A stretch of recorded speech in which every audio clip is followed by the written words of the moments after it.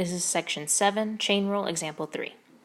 So if you look at this problem, this is another way that they will show any of the rules. They like to give you a problem and tell you to find a derivative when you're given a table or a list of values, okay, that you may or may not have to actually use in the problem.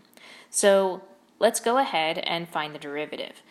Finding the derivative for this is actually not as hard as it looks. It might look a little bit complicated because there's not an actual function there. And you don't have to have the formula memorized. I stand by saying that. You simply have to know what to do.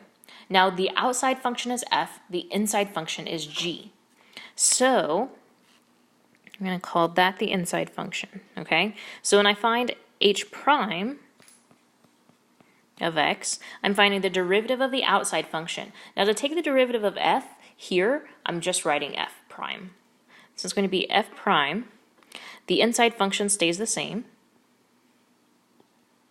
right? It was just g of x, and I multiply by the derivative of the inside, which is g prime of x. So there's the formula that I need. I didn't have to memorize anything. I just had to know my process.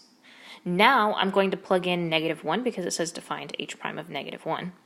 So h prime of -1 is f prime of g of -1 times g prime of -1. Now all I've done is taken all of my x's and replaced it with -1s. So now I'm going to use what's given to me, and I'm going to plug it in for g of -1. So it says in that list that g of -1 is 2. So I'm finding f prime of 2. It also says that g prime of -1 is -3.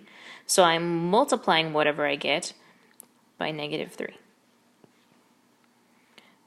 Okay, well, I'm not done yet, right? I don't have just one number.